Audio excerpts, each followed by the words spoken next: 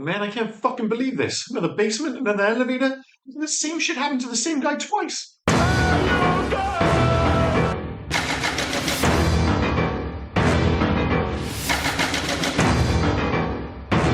Liam, he's Rob, that's special guest Dave, and you are listening to the final part of our Christmas season of podcasts as we look back at 1990's very familiar, but still kind of fun Die Hard 2 Die Harder.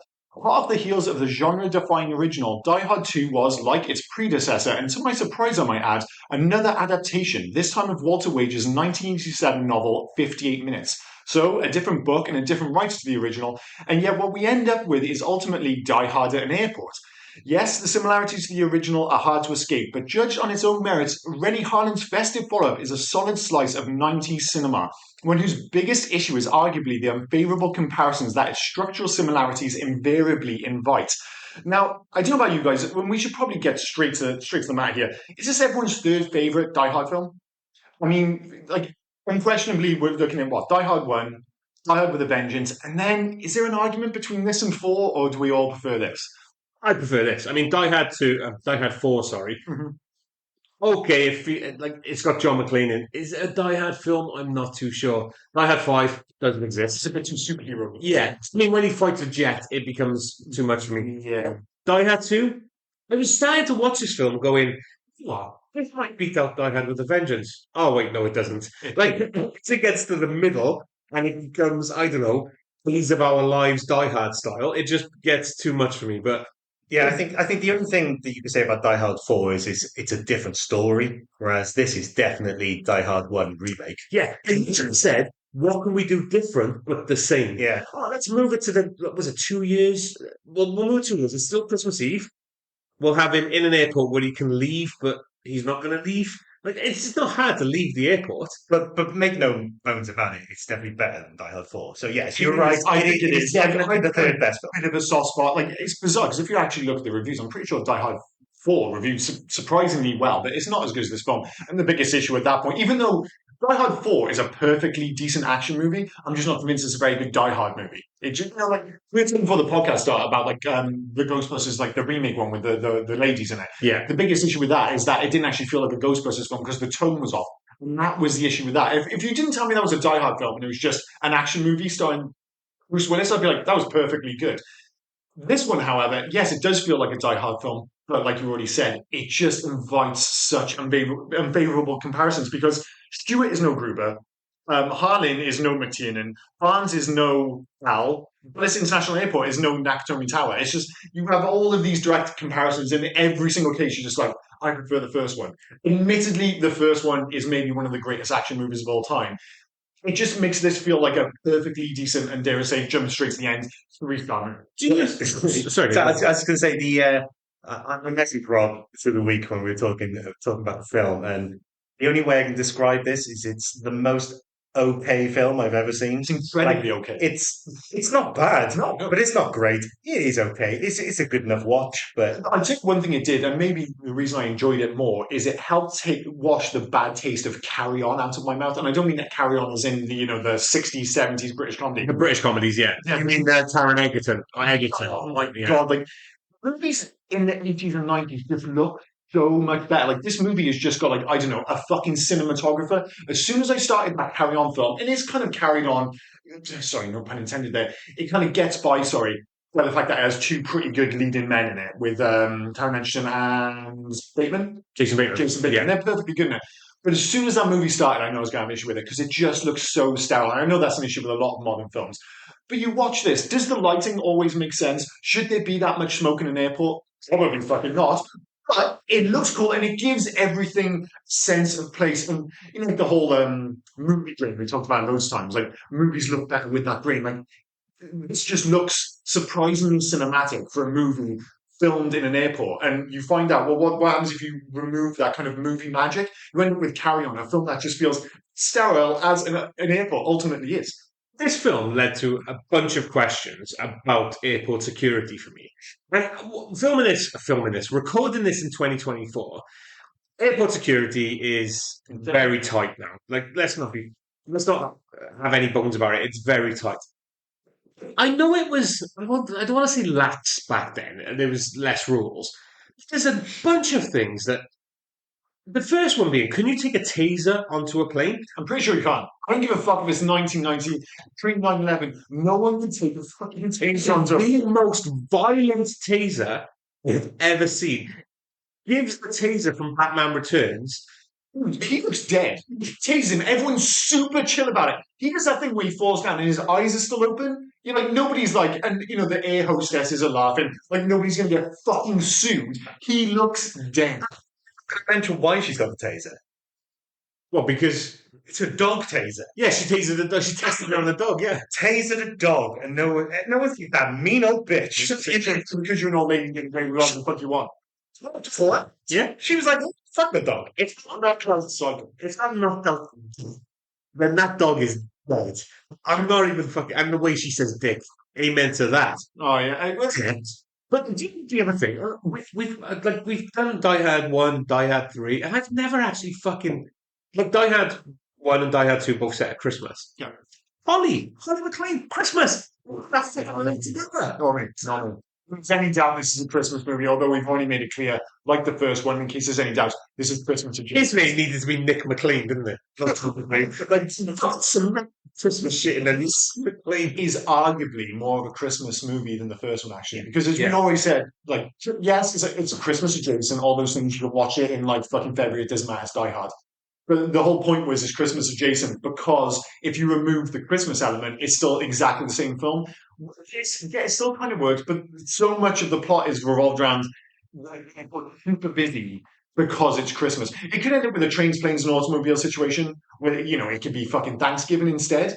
But I actually think this is a bit more of a Christmas movie than the first one. But Well, there's more presents in this one. They're all carrying like I don't know what were they all fucking standing by the army guys after Naked Tai Chi. oh my Oh, god, right. try to We have to come back to that. Naked Tai Chi. No, but after that, and he leaves his room. Mhm. Were they all stood by the door just listening? It was Colonel shut his door. Right, 1, 2, open my door. 1, 2, 3. Robert Patrick, John Leguizamo. That's fucking Bobby Elvis from fucking Sons of Anarchy. The answer is they all set their watches.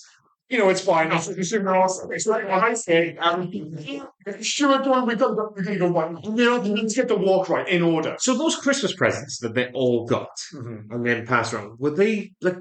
I'm guessing the two guys, Courtney B. Vance, who we just saw in Falling Down, he was Michael Douglas's counterpart. He was the jammer or whatever they had to put into the. What within those presents? I don't understand. And that's one of the biggest issues of this film. Like with the first film, and I'll try and compare it too much. You have an idea of what everyone's doing and what they're doing is particularly important. What I actually think one of the biggest issues of this film is that fundamentally, I don't give a fuck about what Captain Stewart or Esperanza were doing. I don't even really understand why Captain Stewart is so keen on Esperanza. Oh, hang on.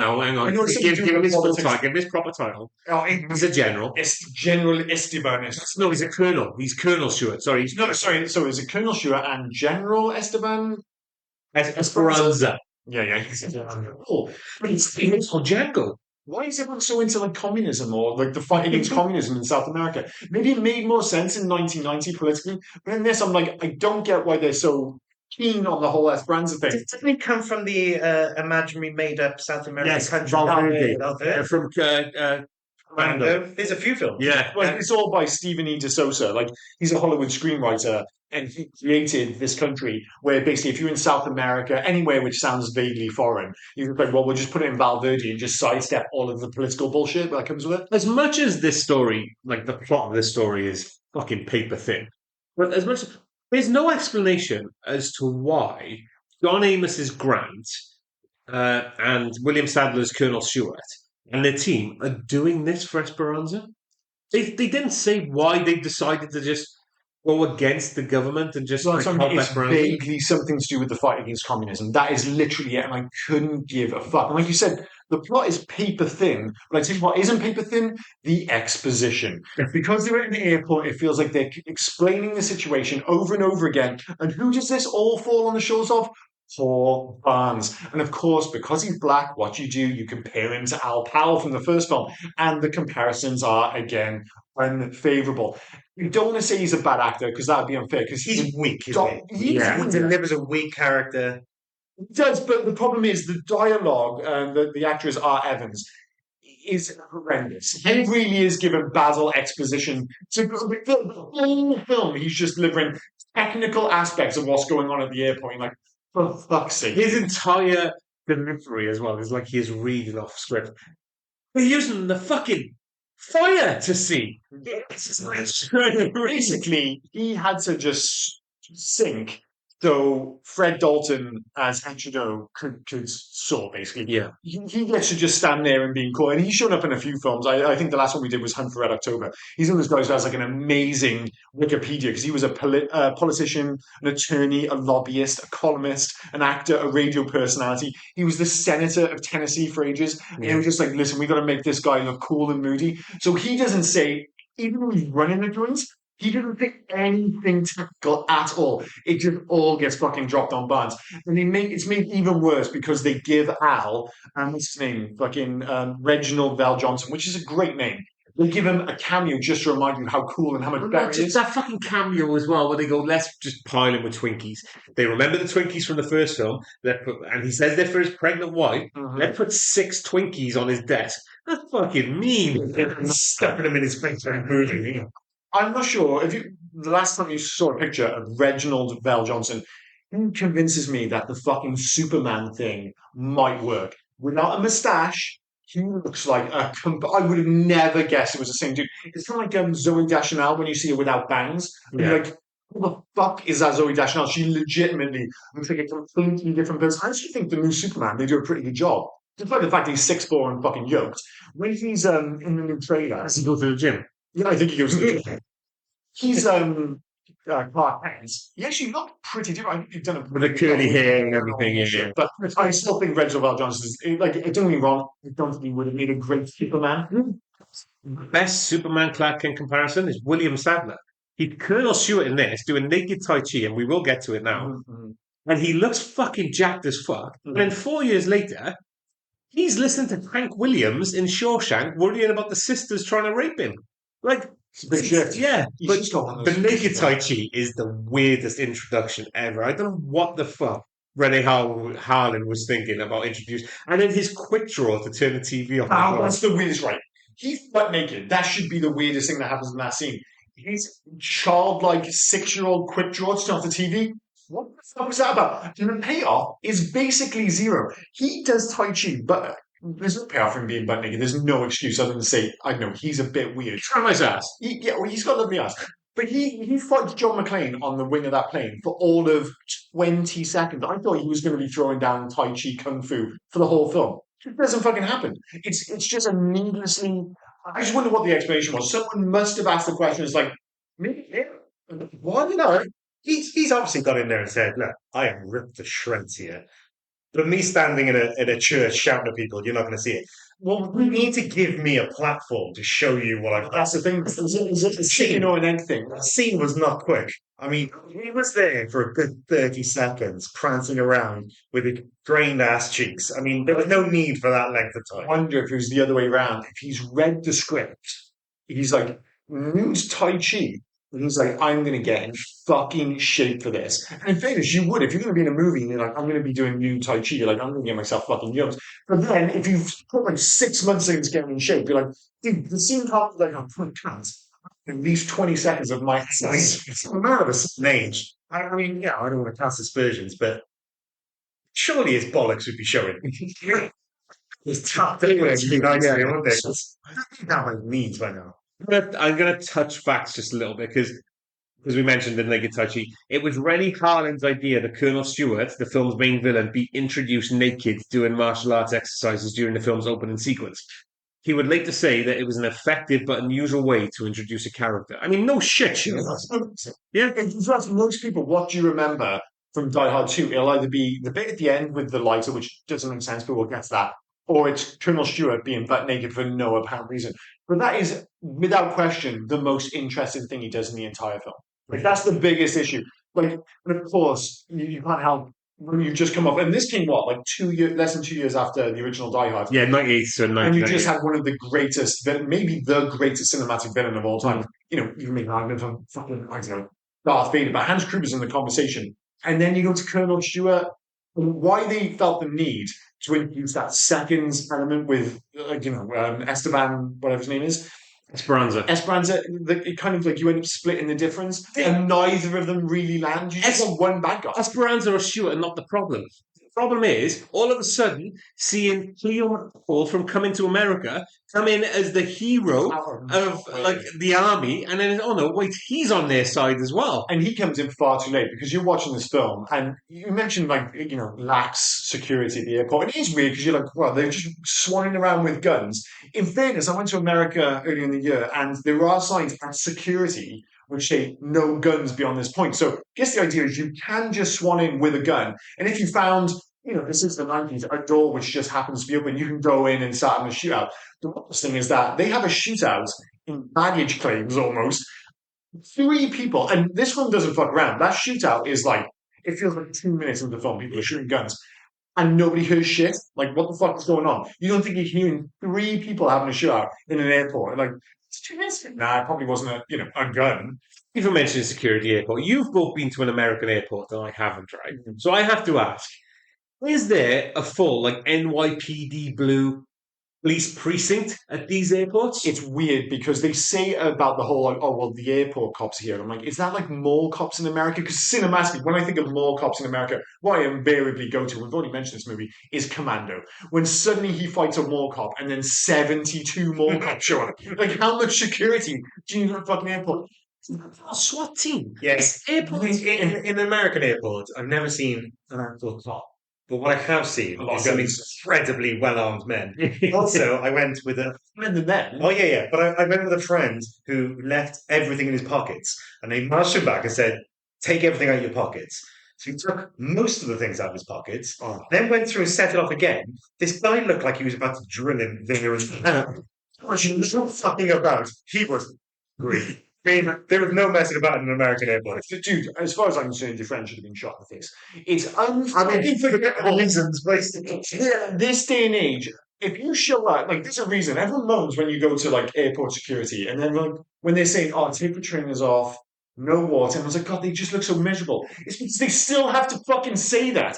How the fuck in 2024 are you rolling into an airport and being like, I can't take my 2-litre bottle of water through? No, of course you fucking can't. We haven't been able to for 24 years. How did you not get the fucking memo? And there's always some old cunt. Like, this isn't the first rodeo. How did you fuck this up? If you walk through security, you send off the alarms, you push everyone back because you've got your fucking keys in your pocket, they could be shot. You know, like, good for society as far as I'm concerned. Because that guy is like, in my day, I could take a taser and restart a fucking plane engine. Was it just because is that what they were trying to imply? Because she's like a sweet old lady. I just let her on. They're checking old ladies' fucking tasers. She's like, I'll tell you. There are many plot holes in this film. One of the first major ones is that so much of the movie is based on the idea that Colonel Stewart and his cronies take down communications. So they can't get in touch with the planes, yeah? Except for, in, apparently futuristic 1990, John McClane gets a page from his wife, and then on a payphone, calls the fucking plane, when he answers her own phone, which is on the plane, which is fucking believable, and then it's just never mentioned for the rest of the film. On the mention that there's like 72 phones on this fucking plane. Sorry, they did mention it. Motherfucker. So they did. They said, I think they said there was like 15 planes up there with earphones, and they managed to get through to 3 of them. Oh, okay. And so they managed to get. Someone had one though. Yeah, but I'm guessing somebody was on the phone constantly. They couldn't get. So it's a game. Do you know you're on about the earphones as well? It sends a report on the plane. What is going on this film? Filmed in 89, released in 90. They were obsessed with saying it's the 90s. So obsessed. It's the 90s. We have earphones. Wake up and smell the 90s. We can do this with fax machines. It's the 90s.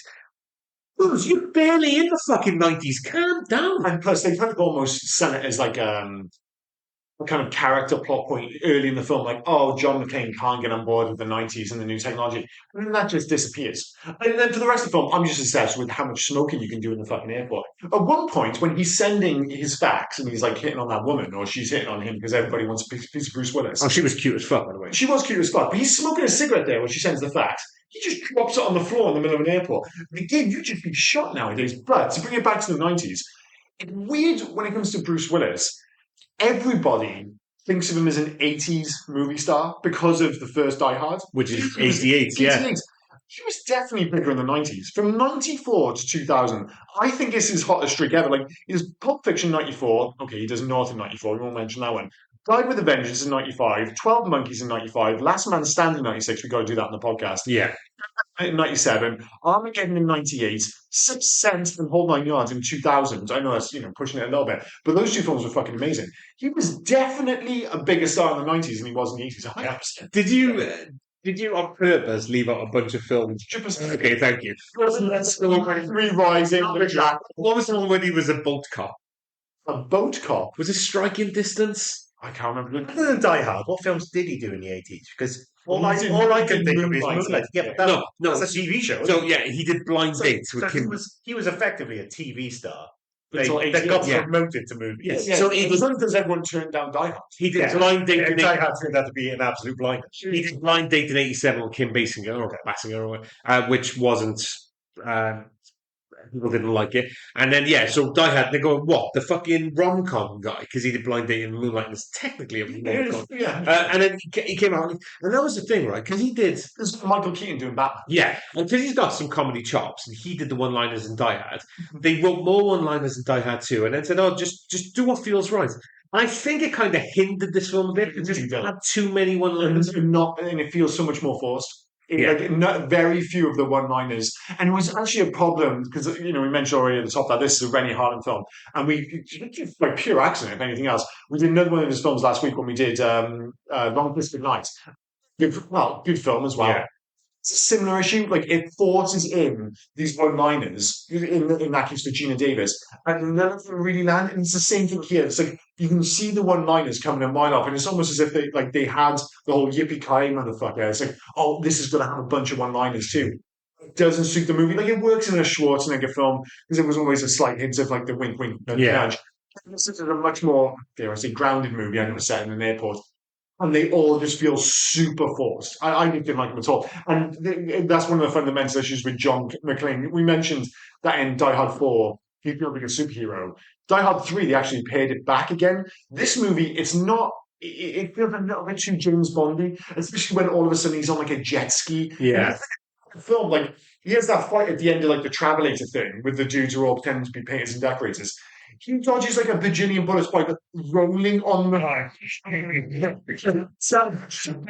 Fucking fights, the gunfight between him and the guy on top of the scaffold, where between them they just have bulletproof wood, Yeah. and they're able to both turn and do this, and both turn and come back and shoot each other. That's not what a Die Hard film should be. You've moved on past one of the biggest problems for me is that it's just so convenient that they've got a plan, it's going to work. I mean, I get the idea of taking them down the skywalk. You're putting a lot of men down a very narrow channel, so it makes sense. Old school manager.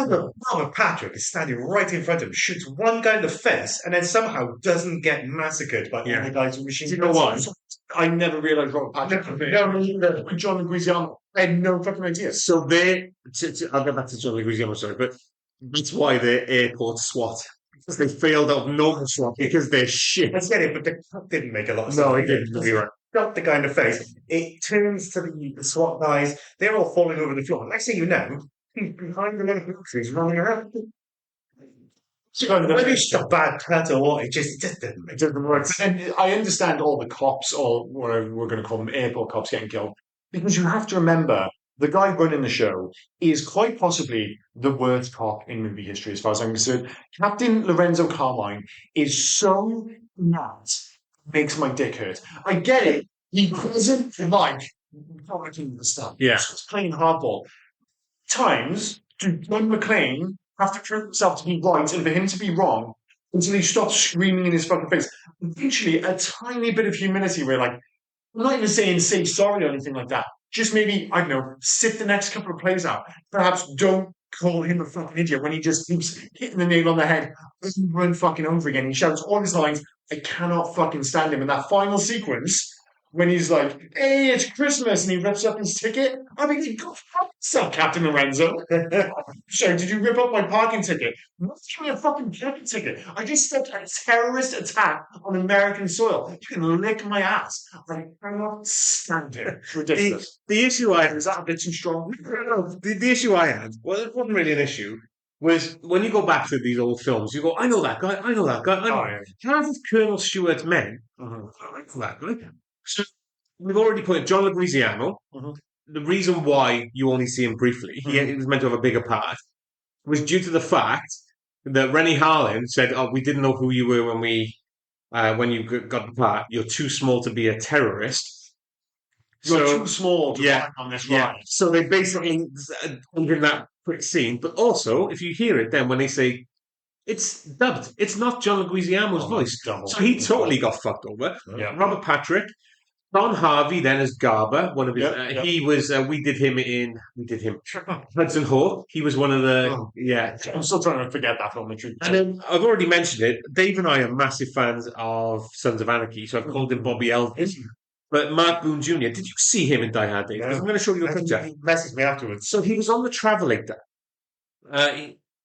That's Bobby Elvis. Yes. When you showed me that, I thought it was McLean. No, just to be clear for the podcast, I'm showing me a picture. I'm showing a picture of Mark Boone I have Jr. no idea. So you'll know Mark Boone Jr. when I show you him with that. Okay. The other guy, there was another guy. So Baker, another one of Colonel Henderson's men, was played by Tony Ganios. Mhm. And the only thing I know him from two other films. I know him from The Wanderers, Mhm. right? But I also know him. Did you remember Porky's? Yeah. He was Meat. Oh, really?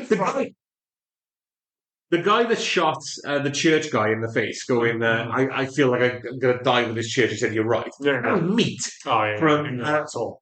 He's quite a lineup, isn't he? Yeah. Jesus Christ. And then, obviously, I mean, it's not worth mentioning because he's in the first one, but William Atherton, the premier 80s actor.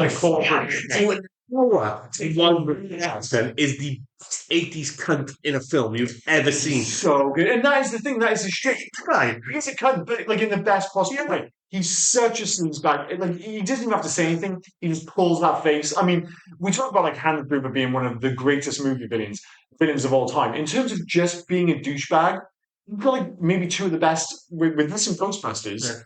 Absolute top tier stuff. Where is William Atherton going? Because wait a second, right? They've gone to court. That's why she's flying back. Yeah. They're flying back. She's flying back to Washington because she had to go back to LA to go to court. Yeah. Because Atherton is suing her Mhm. for punching him because he interviewed her kids. Yeah. Why is he flying from LA, where he's based, Yeah. to Washington? Why is he on the plane? One, I have no idea. Two, it's one of those things you don't really think about because there were numerous things in this film which stretch credulity. There we go. The fact that they just happened to be sitting 2 seats away from each other to what happened in the first film. And I mean, that's a he fucking did restricted- pay for first class, but they were fully booked, so that's why he ended up in coach. He wanted to pay. Those seats look huge. Go back to first class with the sound guy who sat there. He's the front of the camera. It's Coach. There's no fucking way that was coming. This guy as well. Again, you can't. All as a quickie, you can't take things on a plane. That dude's got wires coming out of it. Anything went back there, but I still have an issue with that. Like this idea, like in fairness, if that's happened to him, I'm not accepting that's coach. But if he plays for first class, and this comes back to the Planes, Trains, and Automobiles podcast, he got shifted. He paid for a first class ticket. He gets on the plane. He's like, I paid for first class. I'm like, oh, sorry, it's all sold out. You have to sit in coach. No, fuck you. And then we're all supposed to laugh at the fact that he's furious. Absolutely ballistic. If I spend $2,500 on a first class seat and they're like, oh, you're sitting in coach. You didn't pay for it. It's the network. Regardless. Yes. I mean, how excited would you be if the coach looked like that? Exactly. Well, I mean, Yeah. yeah, I mean, those it's- were the plushest seats. They were lovely. Two wouldn't have a problem with the leg room in there. Oh, did you notice the Nazi with the weapon with the magazine cover? No. The old lady, she's got the taser. She's reading the magazine. On the back is like a spread for a lethal weapon. I didn't see that. Joel Silver film, because Joel Silver produced it. Yeah. Another thing as well, going back to William Atherton, probably just because of his face, I don't think she teased him enough. Dude, I think Is that? I'm not that good. That's so sterile. Just keep spacing him until he's sterile. Because that guy should not produce. Sorry, he was afterwards. You know, it's a change. It's just some electric shock treatment. Yes, that was because he thought the plane was going down. They were all going Yeah. to die at that point. But I'm surprised that you're going to keep going after him because he said, if I tase someone because they were being a dick and they responded the way he did, my first thing would be like, oh shit, fuck, I killed him. I've killed him on a Do you know, no. to Washington, D.C. I'm going directly. Your to first thought would be, Exactly. I've killed him. Get the stewardess, who would a ride or die bitch. It's throwing awesome. I'm with you all the way. They're throwing him out the plane. Chance. Oh, Jesus. You're doing a commando and just chucking him out the fucking wheel well. Just check it out. Simply, the communication is all like super weird. Like everyone's just still in the airport. Like how quickly in 2024 and this in 1990 was an airport be shut down? Yeah, they'd have emptied it. Empty. Like all this talk. Oh, it's busy time of year. Guns have been fired. Who cares? When the show. I think that's the beginning. When they're in the baggage area, the gunshot. It's one of you that everyone there didn't hear. And plus, I'm not sure if you guys mentioned, but if you ever needed proof that Bruce Willis is no Tom Cruise / Keanu Reeves, there is a really bland fight in the baggage area, and it's clearly a stunt double. Oh, What he does is like land a punch and a kick. I'm like, dude, you couldn't have fucking done that yourself. The fuck, dude? Come on, Bruce, get out there, Jesus Christ. two questions. I want to say validity. I don't even know if that's the right word. But I had two things that really took me off it. The first thing being, and Dave, you might, because you like your weapons and things like that. I'm not saying you're a psycho, but I mean, Well, he's kind of implying he's put out there. He's put the out phrase "and then he turned the gun on himself" might come from you. Sure. But porcelain guns, Doesn't make any sense. Why not just plastic? is there such a thing as a Well, porcelain gun? I think in the 90s you wouldn't be able to 3D print a gun. No. So that's where the plastic gun sort of thing came from. Yeah, this is fine. I can understand that. Yeah, I think you could use porcelain. It wouldn't be a particularly stable. Yeah, because I'm thinking of my nan's fucking tea set porcelain. There's like one shot and done. Like you need Yeah. to get it through security, and you go and kill fucking one dude with one shot of an exploding porcelain gun. Just as a slightly off topic, there is porcelain within certain tanks. Okay. As a different composite. Yeah, it can be solid tank. No, within the armor because of its thermal properties, it's very heat resistant. But it's not there as You armor. could use if you throw a porcelain gun at someone, there's a good chance they might stab them to death. We need to do two spin-off podcasts, right? We need to do the war podcast, the World War II podcast with you, and the geography podcast with him. Yeah, Because that's two covers. the other question I had was scrambled radios. Yeah, Is that a thing? I have no fucking idea. So, are you sure? Sorry, they just showed me a porcelain, and it's actually like the porcelain pattern and everything. So, the scrambled radio, does that work? Like, if you had the radio and you didn't put the code in, would the technology in the radio make it go blah, blah, blah, blah, blah, blah, blah? I have no fucking idea. And you have no idea how that I'm works. just going to go with it because if their plan is kind of interesting fundamentally. Obviously, it's not that interesting because their plan fundamentally relies on them not being at the airport where all the action is for a vast No, majority. they're in fucking suburbs. Like some church in the snow, which of course all it does is just remove them from each other. But the idea of like taking over the airport with whatever technology they're using, I'm not sure if it makes any sense. But telling planes, like obviously turn off the technology, but then feeding them incorrect information. Again, I'm not convinced that would work because surely all of the planes would have their own instruments on the plane. And they would know that the ground is coming up in 10 meters. They're not completely reliant upon the tower to tell them where the fucking floor is. This is still 1990. Do you mean, as I know in Colomini from Face Off, we drank from Bonnet? Because we're British Airways. Thank you, Tower. We're about to head directly into the fucking Because they're running out of petrol. fantastic. You two know Colomini from somewhere else. Oh yeah, Space Nine. as Star Trek fans, he is Chief O'Brien. He's Chief O'Brien, and he's billed as he's sixth billed on Con Air. Now, they're the two things I think of. But fundamentally, I'm saying to you, like, even though I'm not even the biggest fan of Deep Space Nine, I just think of him. Wait, was he on Voyager at one point? I don't know, probably. I thought maybe he went. So the Voyager, they were the other side of the freaking quadrant. Oh yeah, they're in the Delta system. Fuck off, you nerds. When I get down, Whenever I see him, I always think, he said Con Air, the tyres. I'm aiming for the pilot. So he's a trick fan as well. Subject, because you mentioned basically this is like a downgrade to Die Hard, where you had like or the Wish version or the Timu version now of like Hans. Who's better, Argyle or Marvin? Who is the better?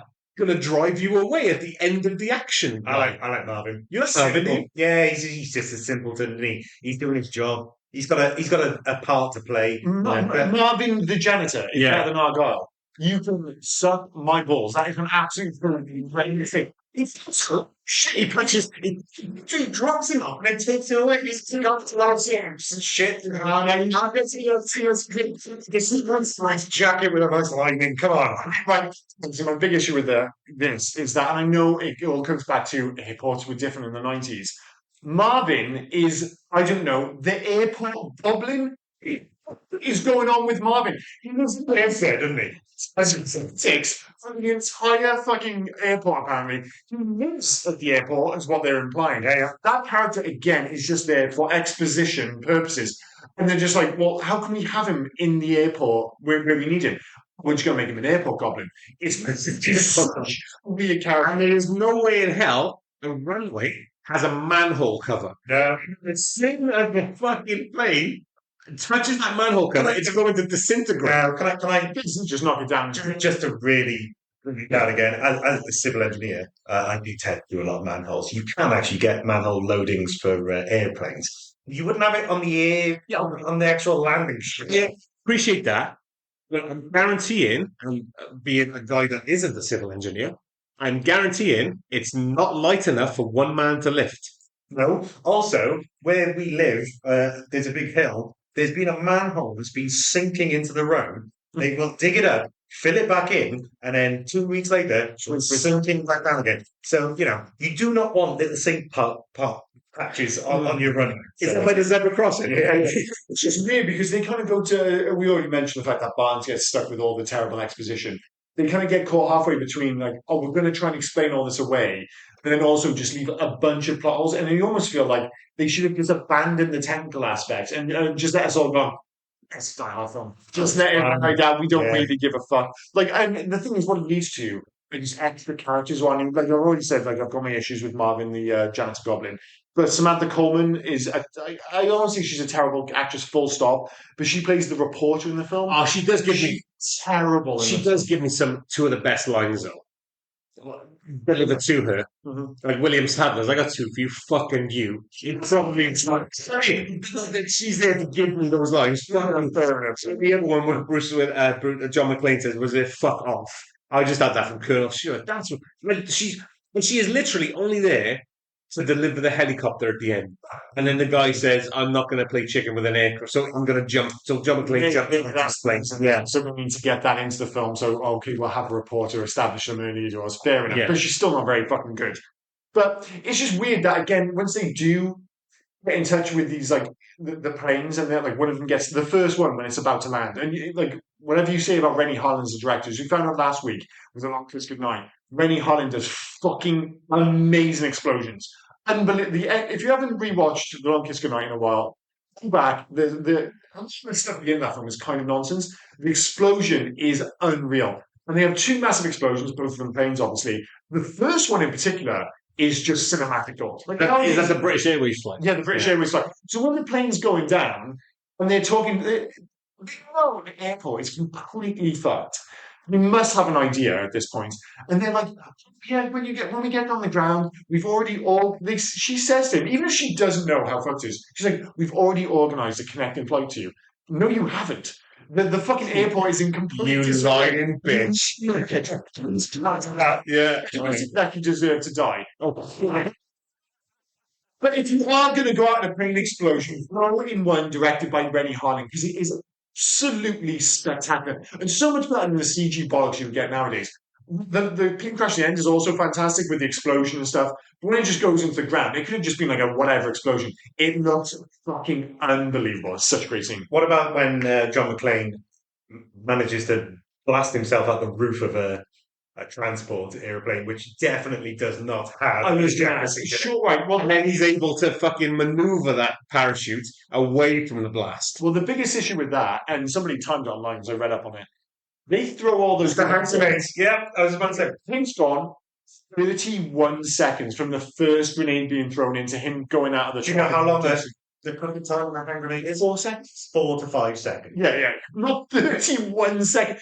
I get, like, don't get me wrong. You guys present World War II, I but mean, in fact, it's so much good if you've thrown it and then 30 seconds later it's spins out. I get it. It's like, like countdowns in movie when they do like a 10-second countdown, but they keep cutting to people. So what you really end up with is like a 20-second countdown. Fair enough. If they're doing the grenades in, and instead of being 4 to 5 seconds, they're so long with him fucking about and stuff, and they push it to 10 seconds on screen time, I think that's absolutely fine. I don't back agree with that. But you're watching it going, he's fucking around like, wait, are there still grenades in there? There's like fucking 7 grenades on one of these have gone off. Because they push it much too far. Like, he needs to get in that seat. Well, he needs to be getting in that seat before they throw the first. It's not just even gets in the seat. It's the fact that he has to have time to buckle himself in before he pulls the fucking You have to eject. fuck yourself in. Yeah. Even if there's grenades in there, you don't want to be like, I feel like you're rolling the dice. Look, I probably prefer to take my chances with grenades rather than like, which I'm not tied to. I'm just like, well, this is going to end horrendously. It's one of the more ridiculous sequences, and as I mentioned earlier, there's the jet ski sequence, which in and of itself is quite fun, but it doesn't feel like something John McClane would do. No, They're pushing it too much. It's Bond. It is totally James Bond. You can see the jet ski. It's James Bond shit. And it all happens because McDowell's team show up and they've suddenly got the G.I. Joe style all white outfit. I mean, It's all vaguely People ridiculous. feel like they're unnecessary in this story. Yeah. It's unnecessary as well. The whole story. This is my biggest issue with this film. The whole middle part of this film, it's just a bit boring, a bit pedestrian. You can kind of see where things are going, and it's like an unnecessary. 26 minutes. This could have been a really good night. Exactly. It turns into like a Scooby Doo mystery then as well, where Barnes and John McClane then start looking. We've been to 17 houses already. Like my wife's about to crash, and we've gone to fucking 17 houses. And When we redid the Die Hard with a Vengeance podcast, and I was rewatching that, I was like, the first half of Die with a Vengeance, I was rewatching that movie, I'm like, Jesus Christ, this might be up there with the original Die Hard. It's fucking unbelievable. And then the second half, it's not bad, but it falls apart a little bit because what do? They move out of central New York. And central New York was the location, really. I mean, it's like, reason Die Hard works so well is because it's Nakatomi Plaza, they stay in Nakatomi Plaza. This film is an airport movie, and like you said, they spend 20, 30 minutes fucking around looking for this church where the bad guy should be at the airport, like we said earlier. And yeah, for 20 minutes, you're just like, this is going around in circles. It's got too many characters. Yeah, sure, McDowell showing up does give us one of the greatest and most shocking throat cuts. Cinema. She's taking What's to say about this? I always moan about. They had plenty of chances to kill the guy. They didn't kill him, and then he came back and one thing, right? The one time they actually sliced the guy's throat, all I'm thinking is, did they have to do that? yeah. Could they not just time up and leave him there? I'm like contradiction to myself. I mean, he did the right thing. He was a loose end. He fucking killed him there and then. But it felt weird because he did it. It was just so gross. Like, you really sorry. Like, it's a massive cut. Like, right back to the spine. I was just like, it was like something. And then he just pops a chewing gum. Did he cut that guy's throat? I was expecting a chewing gum to fall out of the guy, but they just gave him one. But mentioning that throat cut, it leads me to a question. Best death in this film? Because I've got one, I think is the best death. I mean, the most memorable death, I'd argue, is the throat cut of the guy I didn't give a fuck about. Okay. But For me, it's the icicle. Icicle to the eye is gnarly. That is pretty gnarly. Like, that is gnarly. It's weird. Like, you mentioned those two bits, the throat cut and the ice pick to the eye, and you are right, that is the best death in the film. The rest of the film is relatively low key in terms of violence, and then Everyone's dying by fucking Falling over. falling off. Yeah. Shit. Like, those two sequences feel like something out of John Wick. And Yeah. then the rest of the film is just bang average. And again, Rennie Harlin kind of specializes in really competent but oddly forgettable action movies. Other than the aforementioned explosions, it's the same with he did Cliffhanger as well, didn't he? He did. It's a good film in the way. The same way this is a good film. The same way The Long Kiss Goodnight is a good film. All of them, you're just kind of like, good, but he never makes amazing films. And the films look good, but then they never look amazing kind of thing. It certainly looks better than Carry On Netflix, but everything looks better than modern. I just get very upset about how bland modern movies look, to be honest. I was just like, why haven't you got a better cinematographer? Why isn't there an element of artistry? Why aren't you like? I know I brought it up. I mean, you're looking too much into this. Yeah. There's lighting in this film which makes no fucking sense. You know, like the most extreme example I can always think of. We brought it up on the podcast when we did Robin Hood, Prince of Thieves. There's a bit after Kevin Costner comes, and everyone thinks he's dead in Sherwood Forest, and then he suddenly comes up over the ridge, and he is lit from below. Yeah. Light coming from. They do the same thing in the tower at the airport. Someone opens the door and the light comes shining through in a ridiculous way. And just to add mood, it does give what is an otherwise really boring surrounding a cinematic edge. Like Captain Kirk. Yeah, in the Wrath of Khan when he opens the door. The lighting is fucking. It doesn't exist anywhere in the world. It's just in the movies. And yeah, of course, if you stop and think about it, it's silly, but it makes an otherwise rudimentary, potentially boring-looking scene aesthetically interesting. And they seem to have abandoned that with modern films, where the Marvel films are a perfect example. And I like Marvel films. So many of them just look bland. Like what was it in Civil War? They had that big fight at the airport. Another fucking airport. You're looking at the wrong person. Oh, sorry. Well, they had a big fight in an airport, and it's got all the big characters there. So fucking boring. Yeah. Like, you compare that, like, to Spider-Man 2, a Sam Raimi film. Film looks interesting all the time. And I don't know how they... I'm not on digital movie making, obviously. I just want to... I need to rein you in, or I need to go back. You want to go back. Because we're talking about the deaths, right? And I want to... The other thing... So, and I'm going to say this as I wrote it. Are you telling me the birds can bring down a plane, but a large man can't even stop one on the ground when he goes through the engine? You think that would do something? You'd think it'd blow the fucking... Like, he is a large man. He's got 7, so he's got 4 engines. Yeah. Goes out and still take off. Fucking... Yeah, okay, I get that. Birds brought down fucking Tom Hanks's plane onto the fucking Hudson River. But that's... But McDowell isn't doing anything. He's full of fucking big mix. Bringing them down. 2 engines. 2 engines. Yeah, I think that's the difference. I think that is like...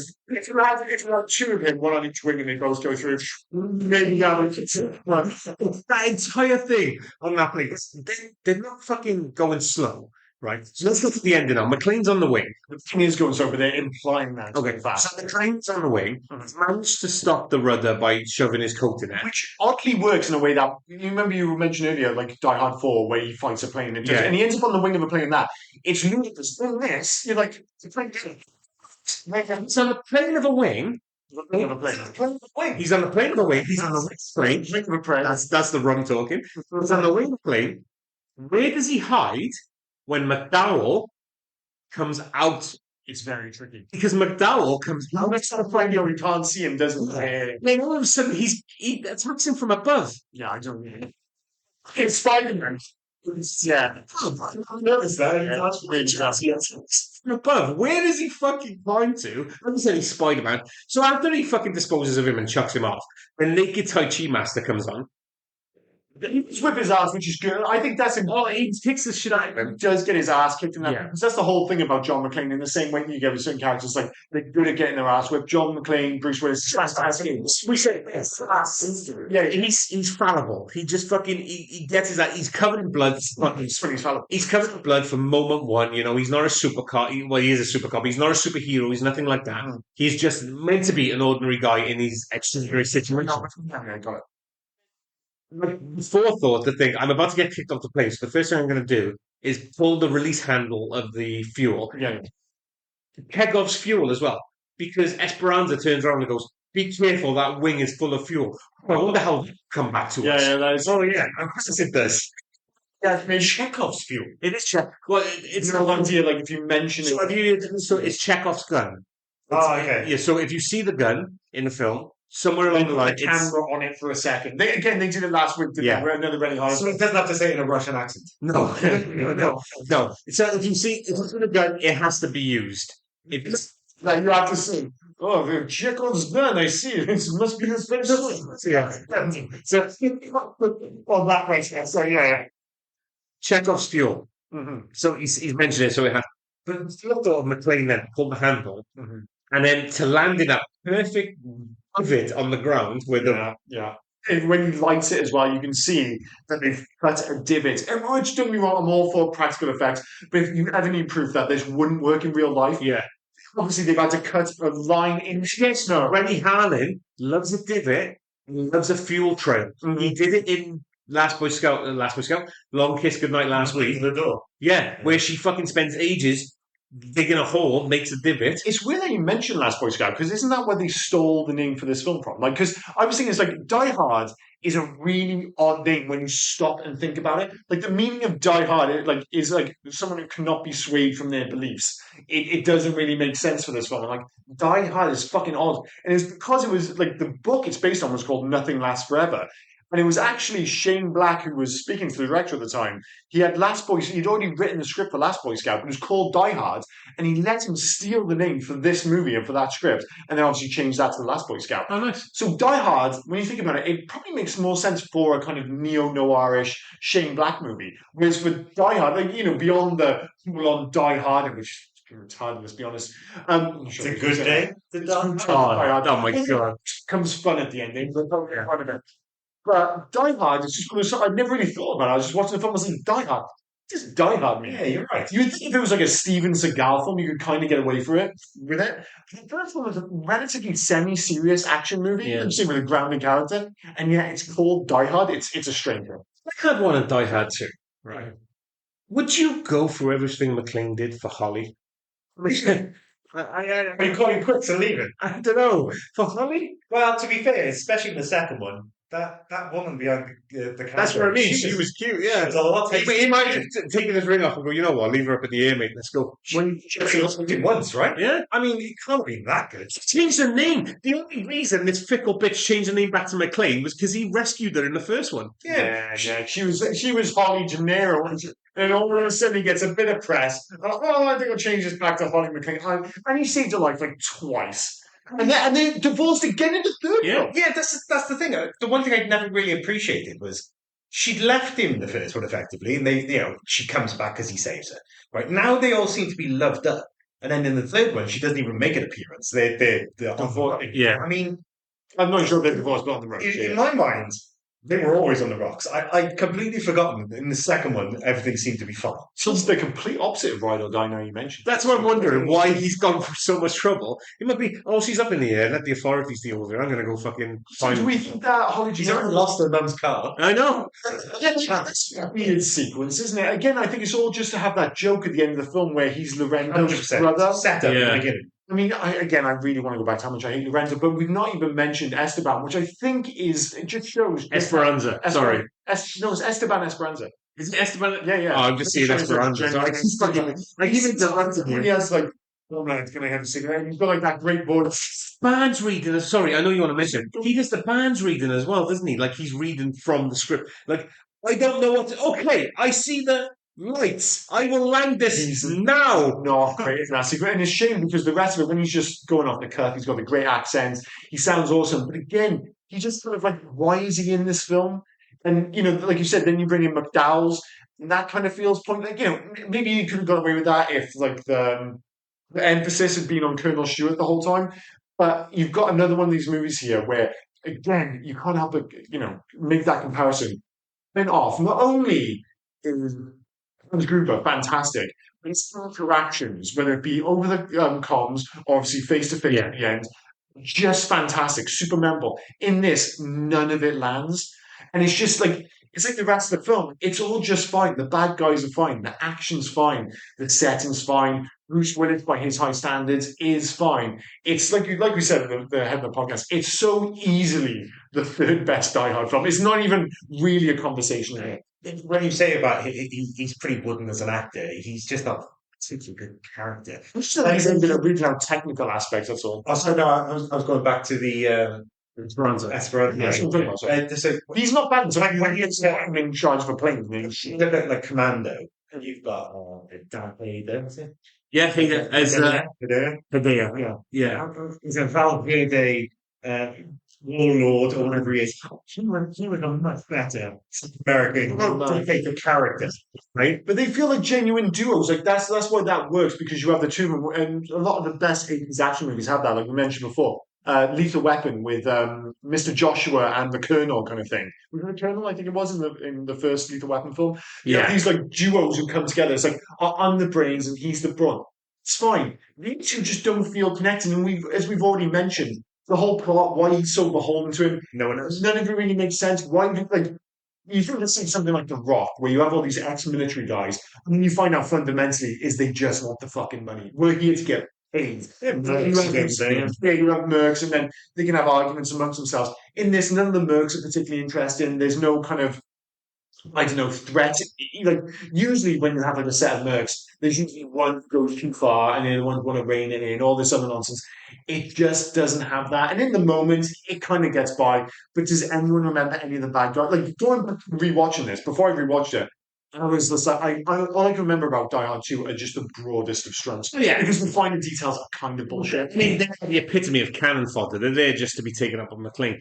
Going back to Dan Hedaya, he belongs up there with Fisher Stevens from Short Circuit, playing a guy of a different ethnicity that doesn't belong. Like fucking Fisher Stevens. We will do Short Circuit. The problem, I want to do Short Circuit on this podcast, but I will become too fixated on him Stevens, it's hard. playing. So that's the problem. But that's Rick told me about that, and it wasn't that long ago. I thought that was a genuine Indian guy. well, that's the level of performance you get out of Stevens. Fantastic. Yeah. Was mentioned like that. But we've mentioned this like previously when it comes to horror films and action movies. You have all these guys, you have like the main guy, whatever, and then he's got his like lackeys, or in a horror film, you have the people, ostensibly. Yeah. But the best examples, they're always memorable. You think of like Alien, you remember every single cast member, everyone who got killed. Predator, like right back to Shane Black at the start, you remember every single one. Again, the original Die Hard, if I'm gonna, I've made that comparison so many times, like that, I wouldn't. You remember every single one of his goons. Every single one of them makes an impact. That's this. None of them. The other thing is they're all given names. Well, that helps. These guys aren't given names. They mention one or two of the Yeah, names. you've got to make They an effort. also don't have the silky long hair Oh. like the first. I mean, each one of them look like they're from a L'Oreal advert. Yeah. Have like a distinct look. Everything else just kind of looks the same. Well, the only one who did it is with Leguizamo, but like, you're too fucking sure. We don't like your foreign voice. That's what it is. Still doing a foreign voice or something. You're from Rennie Harlan. Rennie fucking Harlan. Voice. I am Dutch. It's very strange. Although we do not get to the end here. So one thing just before we do get to the plane thing and whether any of it makes sense, spoiler alert, it doesn't. This film has so many extras. When they finally decide to evacuate the airport, it's like 7,000 extras. It's unbelievable. They don't They don't decide to evacuate. They all just run the They all run up because Yeah. fucking was it Thornberg? For Thornberg, yeah. Yeah. He does his news report. From the plane, you can get in touch with everyone else. Left when a plane's already crashed. This plane's running. How far from the fucking terminal is that fucking runway? How many dead bodies at this point are there at this airport? And everyone is like, it's Christmas Day tomorrow. I've got to fucking get going. I said, yeah, the odds dying are pretty high at the moment, but I'm going to go for so you can get back to Chicago, bro. What the fuck? I love Thornberg when he's giving his hero speech. I'm here to help you all. Looking himself in the mirror and adjusting his like eyebrow and stuff just before he gets tased to death. Like that dude is not procreating anymore. He is fucking sterile after I'm that. not sure anyone was procreating before. if I'm Yeah. honest. Okay. I still don't understand why he's on the plane. I don't even get why by the end there's still like 100 bad guys to get on that plane. I feel like how many people are being killed.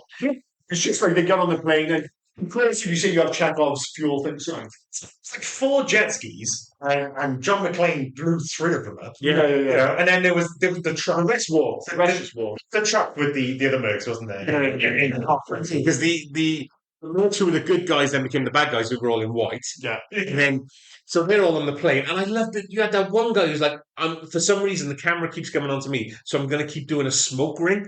Every time the camera's up, like, how many smoke rings? That's the way to do it though. Like if you've got like 2 seconds screen time, I'm like, Everyone else is fundamentally pretty boring. This film, you're like, I might be able to steal $6 billion for this film with some motherfucking smoke rings. I'm going to make it onto a podcast 34 minutes into. It's like, it's some smoke rings. We haven't mentioned most of them. We haven't even mentioned like the fourth Bill guy. And you were like, that dude with the smoke rings, man, he's fucking married. Where exactly as well did the explosion come from on the plane? Because they blow the wing up, right? And for some reason, Esperanza at the front of the plane Mhm. gets burned from the front. Yeah. When you look at it, then it's coming from the tail. I think it should always come from the tail because everyone gets to look back and it's dramatic. Yeah, but then the fire appears to be coming. All the soldiers then hide their faces and they're looking into the fire. They're in the middle of the plane. Why the fuck? I mean, That's right. See, the man's on fire and the fire's coming. Do you cover the back of your head? I'd never see that coming. Tons of fuel explodes. It's just going to explode. Don't mind that. See you coming. As you mentioned, I'll let you mention your part. That ain't fucking lighting. I'll let you do it. Yeah. That ain't lighting. Jet fuel's not lighting by a lighter. No, and it's definitely not traveling through the sky. And that's what. Yeah, sorry, that's what you wanted to mention, didn't it, Dave? It's not traveling through the sky. Well, yeah, I did wonder. You know, sometimes you can pick too many flaws in something. But This film with plenty of them. I think this one's fair play because it is the iconic final shot of the movie. it is, but you've got fuel coming out of the wing. It's not a jet. It's not a solid stream. It's sort of It's fluttering around way 400 meters in the air. you don't know. No, I don't think so. If it's on fire, it's going. Would it capture the vapor? Would that be enough for it to get up the stream? Or at that point, is it broken away and it would just go out? Probably more likely it would just go out. Also, like you said, they probably wouldn't be able to get it on fire to start with. No. What it does lead to is another classic Rennie Harlan explosion. So he's amazing. We're going to say about the technical aspects of the fire getting to the plane and then where the fucking fire is coming from when they're on the plane. As for the actual explosion itself, physical effects, again, it looks absolutely amazing. For all that, it always gives me the best line. Ollie, it's your motherfucking London. You need to say it, but you said it. Fantastic. Cool, but you find the very last scene in this film is when the plane has landed and he knows she's on there and he's walking around, Holly, and they even add really dramatic music to that sequence. I'm not sure if you noticed. Is it say, Holly might not be there? It's drama to this sequence at all. When their eyes meet, you've got so many people on a plane going, just get off the fucking plane, go down the slide. She's there for fucking ages going. She looks like she's never seen a slide before. Yeah. It looks like an anime fight, but without their internal monologue. I was talking about it recently. With Friends, for instance. Have you ever watched Friends without the laugh track? It's mental. Because Ross will say something, and usually what you hear is a laugh. And while they're laughing, So it just has to stand there. And it feels natural because you're listening to the laughter. If you remove the laughter, says something, and then just goes, and it just stands there.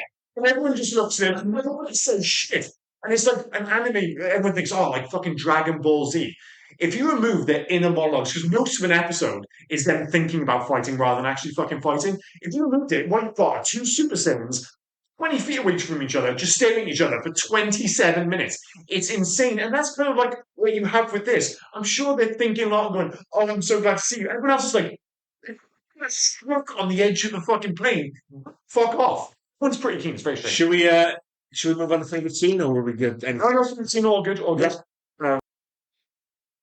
I mean, probably explosions.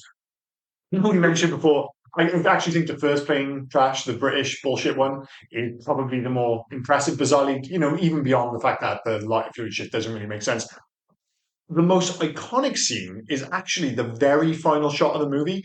It's the famous matte painting pullback on the runway. It was created by ILM, and it was the first time that a digitally composite of live action footage was used with a traditional matte painting. And I remember when I was watching the film, I was like, God, that looks impressive.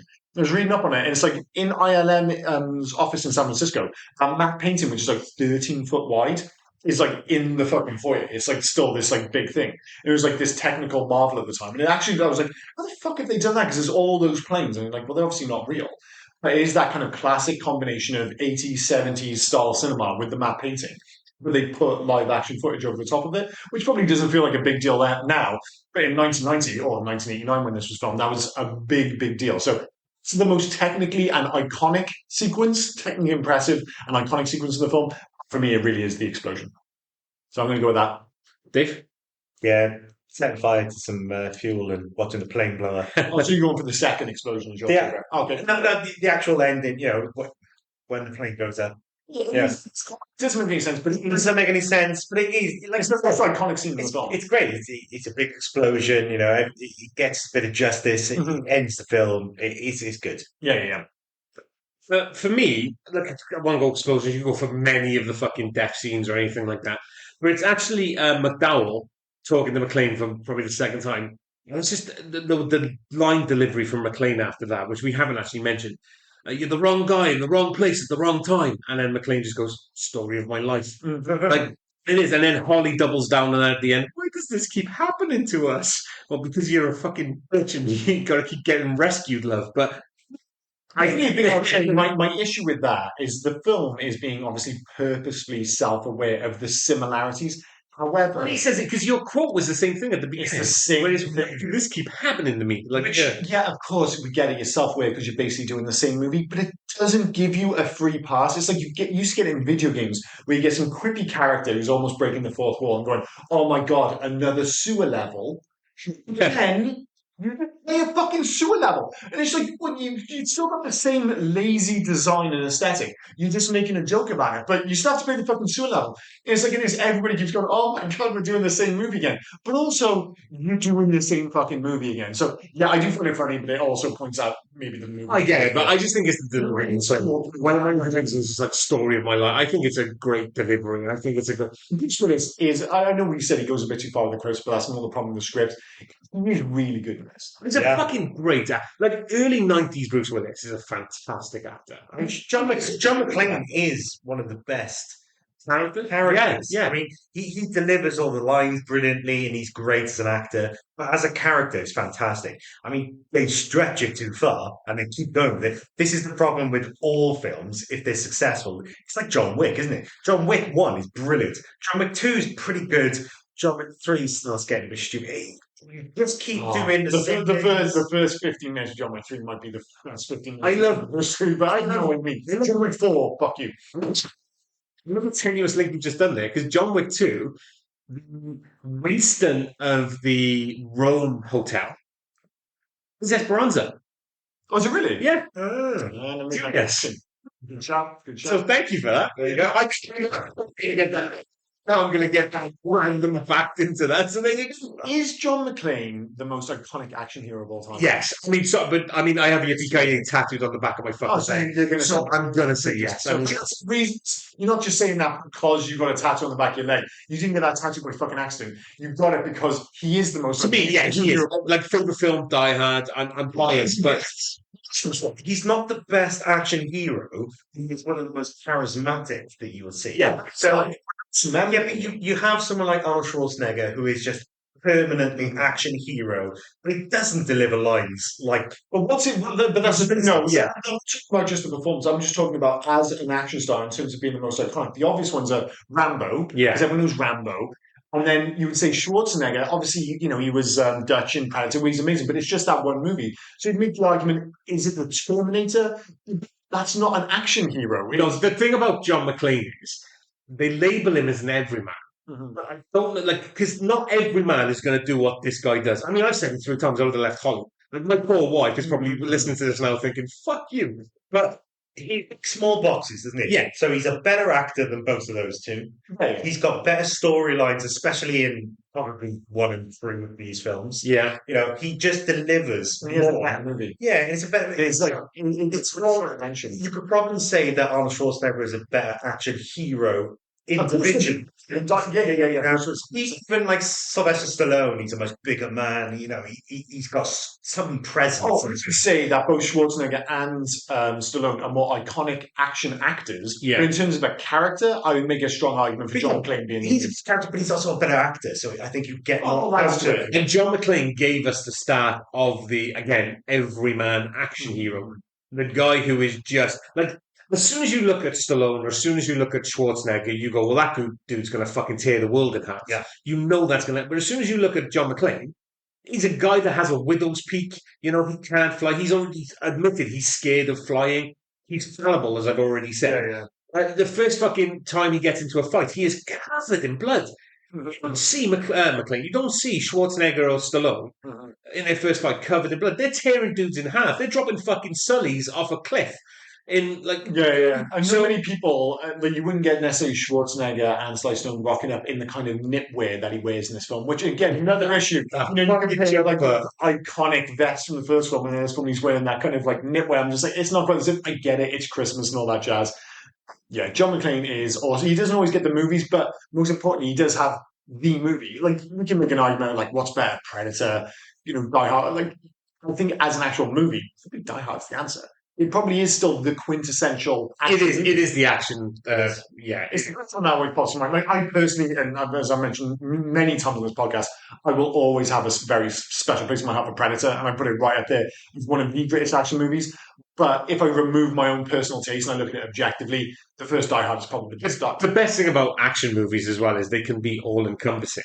So you can take like Die Hard, which is a different premise to Predator, and put them in the same action genre. Yeah. They're completely different films, but they're still great. But like it's hard to say which is the best action film because that fucking genre just stretches so far. It depends what you want within it. Well, the thing is, I think it's interesting that Die Hard has fundamentally almost become its own genre. As we kind of alluded to, how many films are Die Hard on or something? I mean, this is Die Hard in an airport. This is just Die Hard in an airport. But that's the thing. It's like you had this perfectly formed action movie with a perfect, bad guys, cast, the whole works.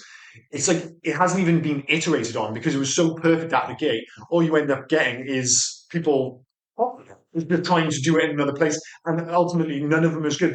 There are a million Die Hards or something, but none of them are even close to the original Die Hard. Maybe the only one that's close in terms of action is The Raid, but it doesn't have the characters that Die Hard has, so it falls down pretty hard. I think The Raid stretches the action. The action in The Raid is 10 times better than this. But it's the main character. That is it. Like, this removal action is absolutely spot on.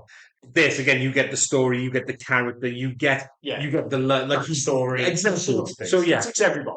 I mean, we went from favorite scene and just went. Yeah, I've even moved my notes. I didn't want to talk. I mean, to go about behind the scenes, we paused this so we could have a little break, and we said, "Oh, we won't be long now. We'll just talk about the sections." And all of a sudden, it's fine. I'm sorry. Right, all right, let's move on to notes quickly. I'll go first. Number one, I alluded to it numerous times. Wonderfully shot. Some great cinematography by Oliver Wood, making a very uninteresting, surrounding look great on screen. Number two, great explosions. Number three, wonderful throwback to the Wild West of airports pre 9/11. I just love the fact that everyone just used to be able to get away with all sorts, including old ladies with tasers apparently. And I was thinking of number fourth one, Willis is great as John McClane. But those are my loves. Dave? I did. Like being tased on the plane. I mean, yes, the guy was an absolute douchebag.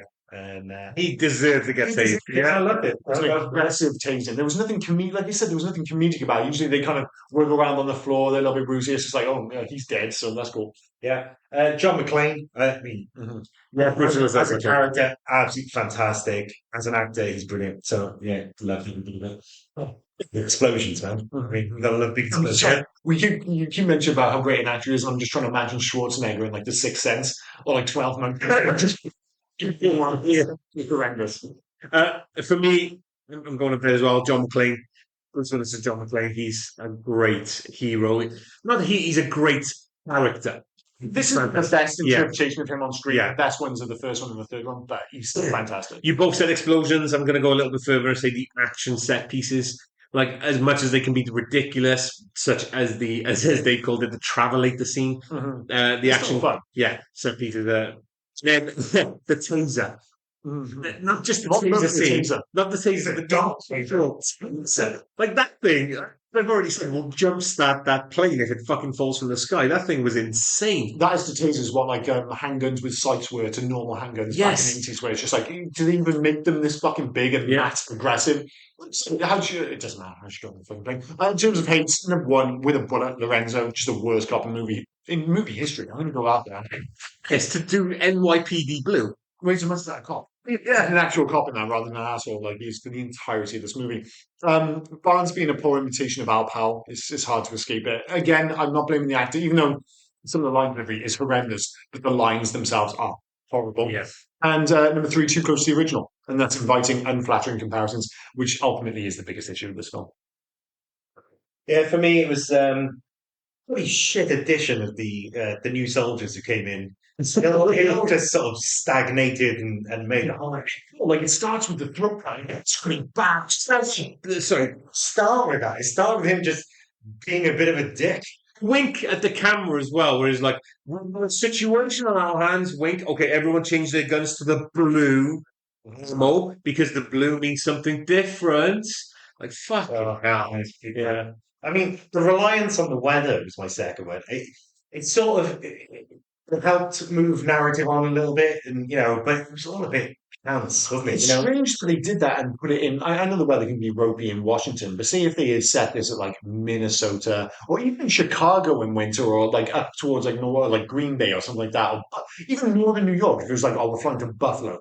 I'm not sure if you guys watch NFL, but you can guarantee some Geography by you. You can guarantee snow in those areas, and it'd be completely believable. Washington, I'm just not so sure. Well, to be fair, It's pretty north, right? yeah, Towards Canada. But no, because it's like it's northern. It does get cold, but like if you're saying like we're a little unsure of the consistency with the weather, for airports you could have set in, which would you'd be like, you know what, we are touching on facts here because when they filmed this, no snow. They had to truck the snow in. Well, this is it. Because I read up a little bit about it, and people were just bitching and moaning. They're like, yeah, but how could they know the snow was coming? The snow is irrelevant, really. They'd already taken over the airport. They had control of the planes. No one knew what was going on. So all they needed was for everyone to behave, the plane to come in, they were taking the general away, and that was it. Nobody's So kind of, it was probably more of a pain in the ass. it's part of it. The Raiders of the Lost Ark conundrum. It still would have happened whether or not you had Jack Jones or not. Snow's really important too. No. And my last one was how John McClane managed to kill all of the mercs on the skywalk when a fully armed SWAT team just got destroyed. He rolls. The other guys didn't know the techniques. Yeah, it's just all a bit confusing. It's kind of like going back to video games. Like there's ability where if you roll, like Dark Souls, you're like invincible for a second during that roll. Yeah, it's kind of like that, but it lasts like 20 seconds. And it's John McClane in the movie. Sorry to hijack this section slightly, but something I didn't mention earlier was they did all this. They got to the skywalk. The whole idea was to get there so they could get to the transmitter, so they could speak to the planes. Yeah. Right. And then they just get there, and then they blow it up. It was like, well, if that was ever a possibility, then it just blown up to start with, just to say they can't use that. Yeah. there are men there just in case that happens. It's a lot of men. Yeah, they'd already wind it up. Fucking blow it up to start with, and then you don't have to waste people's lives. Things unnecessary. You guys really thought about your hates. Mm-hmm. I do apologize for my. Okay, It's fucking here, bro. my first hate. Tease him enough. I think it was a surprise. That's the closest you've come to a rant on this podcast. Yes, you're right. Tease him enough. My second hate. Doing all this for Holly. Like, why? She fucking ditched you in the first one until you saved her life, and then she was back on you. In fairness, if you're a cop and you are romantically invited, at that point you're like, I'm probably going to go the extra mile. I hope my wife isn't listening to this podcast. Fucking a woman behind the counter, wouldn't you? I mean, she wanted it. I feel like that there's like two movies going on. She's in Die Hard 2, but he immediately goes trains, planes, and automobiles. And his part of the film is just him trying to get back home. So, the plane's cancelled, so he's on a bus, he's on a train, and his wife is just crashing into the ground and dying. He's stuck there in the back of the car, isn't he? Imagine if the girl at the desk put those kind of moves on Rob, he'd be tapping at us. I love my wife. I would not. There we go. Yes. For the record. And we all believe it. Yeah. The other, before I go on to my third hate, you mentioned the hotels and stuff. Is there such thing as terminal hotels? Yeah. Sometimes. Okay, so again, I haven't travelled Yeah. extensively as you guys. Yeah, because you think of somewhere like Heathrow or something. Yeah. It's so big, like you have travels. But Two hotels within the The airport. hotels are overlooking the airfield. So I get that. I get this. They came out literally of hotel rooms and walked into what looked like the main fucking terminal. Yeah. Okay. All right, that's fine. Okay. My third hate is the airport police. I don't understand why there was a full NYPD It Blue was weird. The police style. precinct. I understand, like, you have the security force, or they've got their office, or things like that at the airport, or border control, anything like that. They were full NYPD fucking coppers. Shit. Yeah. The academy. Do you know who have you? The airport police. That's a different question, isn't it? Why is John McClane so good? Why are the police officers so fucking Because it's being run by Lorenzo, that's the main thing. But it's like, let's be honest, yes, your airport cops, I get it. You can deal with minor I issues guess, and infractions. This is quickly turned into a terror situation. And then just John they McClane don't don't have anything's going to drop. This is a guy from a city principal. Look, but why Is he dealing with airport hijackings on a regular basis? How does he know exactly what's going on? why does the airport He's never ever wrong about why it. does the airport precinct have its own SWAT team? Oh, they have But a SWAT team like They would have heavily armed. Oh, but they were shit though. They were shit. Alternative titles for this film? I mean, I guess the interesting is going to be like Die Hard, because this isn't Die Hard 2, Die Hard everywhere, is it? In a lot of places, I think in the map even, it might just be Die Hard. I think just for us, it's Die Hard, Die Harder. Probably title, but sure, why not? Bear with me a sec, because I did have it and now it's disappeared. So I'm just vamping until I find it. Vamp. I don't think that's vamping. I don't think you understand what vamping is at all. Belgium, Die Hard 2, 58 minutes to live, because obviously. Yeah, that's fine. Yeah. But then the It makes sense because of the connection to the book, but I'm not sure everyone's like, well, what's the... It should be like 4 or 5 hours flying around the sky in a holding pattern. If they were specific at some point, Holly's plane had 58 minutes worth of fuel. They do mention, because it's in facts, they do mention something about 58 minutes within the film. Okay, fair enough. Croatia, Being mugged off again. The Death of a Man 2. This is coming hot off the heels of The Death of a Man.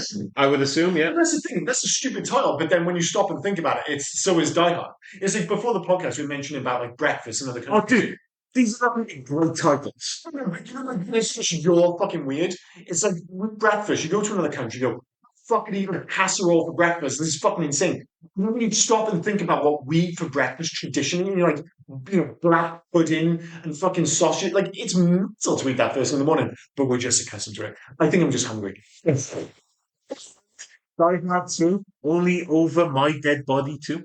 Oh, that's something Only over my dead body. That starts screaming a little bit more James Bondy again, doesn't it? Yeah. Grease, Too Hard to Die 2. That's That's porn. Yeah. Porn, yeah. See, I said porn, he said gay porn. Yeah, that's what I like. That is a Freudian slip right there. Move on. Ruminate on what you just said. Hungary, Your Life Hungary. Your Life is Even More Precious. Yeah, keep on. Yeah. I was going to say James Bond, but sure, he's sitting in gay porn. I just feel like you can say anything now. Hard 2. Prayer was called John Hart too. That's so planned. That does sound like a plug. I own that film. Latvia. Hard Nut 2. Fuck. I'm not making these up. Nuts too. I can't think of them. Too hard to eat. I read the next which doesn't sound. Don't forget. Lithuania. Hard Nutcracker 2. No fucking way. It's hard like that. Yeah. That's ridiculous. Alright, hang on, going down. Portugal. Assault at the Airport. See, now I'm starting to think everything sounds like Jesus Christ. Spain. The Jungle 2. What? Yeah. Why? I have Spanish friends. I'm gonna have to grill them on this, see what the fuck the score is. Taiwan. Ultimate Detective 2. Ultimate Detective sounds like a Mega Drive game. Oh my god. Vietnam. last one, Facing Challenge 2. Facing Challenge 2. That sounds like a board game. Very, very An descriptive. off-brand board game. Yeah. This might be tough. John Hardnut. I can't believe the timing on those was absolutely exceptional. Facts for this movie? We've already said it. What? We were So many. I feel like this has to be a really good fucking fact. I haven't looked at facts, but we were talking about it earlier. The ceramic gun. So I was googling in Porcelain. Sorry, while you guys were ranting about something or other. So apparently, the Glock 7 is a fictional 9mm pistol, supposedly made entirely out of porcelain that appears in Die Hard 2. It was a bit of a joke, an inside joke. It's obviously a stupid thing, can't be made for real. It really is, yeah. It's like, my gun's made of marshmallows. Exactly. It's no less. And yeah, so they made it up just for this as a bit of an inside joke. Oh, fair play. There you go. There you go. Yeah. If only we'd known this before the podcast. If only we'd done some fucking research.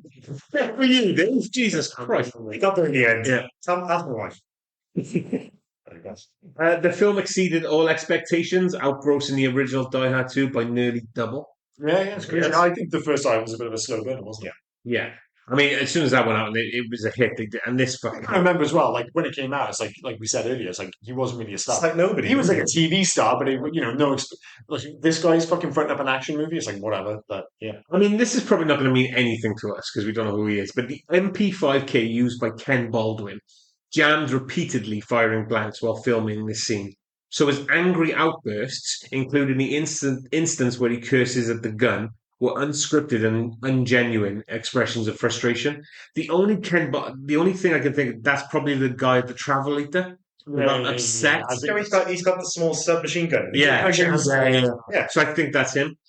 Just this just popped into my head because, as you said, this kind of outgrows the first one, like made twice as much. It's interesting that you can never get figures. So if you look at like box office for a movie, and like how much a movie's made, Yeah. it's always the cinematic box office global. But I can't think of any way you can go where they have a relatively accurate idea of how much a movie is made in its entirety. So if you think of like the obvious example for me is say something like Waterworld, which was a famous bomb, but actually did really well on like home video and stuff, and it's ended up like it's in the red. Is that it? Or in the black? No, it's in the black. So it's actually made money, kind of thing. You've got to think like Die Hard. Yeah, it did okay at the cinema.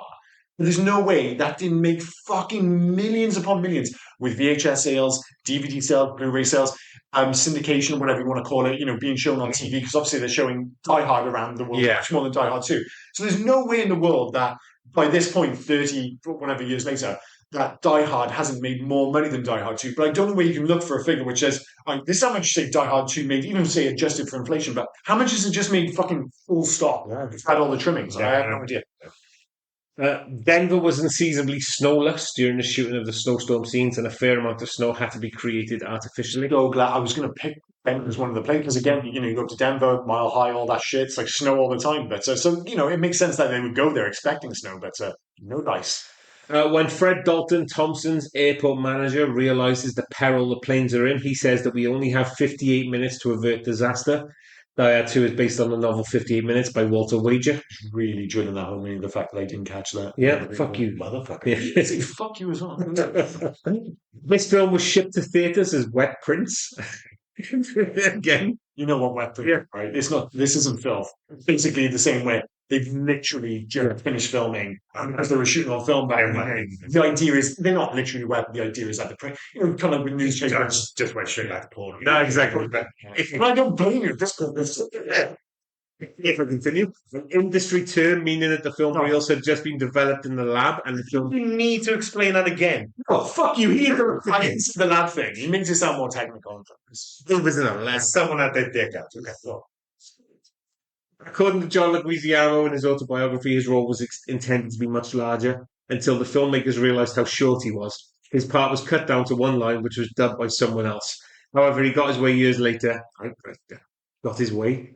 An executive decision, another picture produced by Joel Silver and often described as Die Hard on a plane. yeah, Shimmer's not as good. It's fine. It's fine. William Sadler trained for... That executive decision, Die Hard on a plane. It just got 6 minutes at the start of the film. It's not for the rest of it, is it? Yes, it's all on the plane. Executive decision. I must be doing Where they realised Seagal was a bit creepy, so they killed him off. Oh yeah, it is. Yeah, Yeah, yeah, yeah, yeah. sorry. William Sadler trained for several months in karate and Tai Chi to prepare for the ending fight scene in this film. I'm going to note William Sadler trained for several months in karate and Tai Chi to prepare for his naked. Oh yeah. Yeah, 100%. And I don't blame him. well, did actually mention, I sent you guys a picture in our group. Leeds Driver can be seen as an extra in the background when McLean meets Colonel Stewart for the first time in the Never airport. got that. No, He doesn't it even doesn't look like him. Yeah, yeah. No, it's just like boom. Yeah. You're never gonna know. No way. This is the only movie of the Die Hard anthology where McLean is an LAPD officer, which he mentions that he is transferred to so he can be closer to his wife. In all of the movies, he is an NYPD officer. There's his wife in Ride or Die. Yeah. What else have we got here? There's loads. Just pick one more. In the military, red tape on mags. Done. It's gone on long enough. In the military, red tape on mags means live rounds, while blue means blanks. The tape is used in training exercises to prevent accidentally wounding soldiers with live rounds. So it's an actual film. Yeah.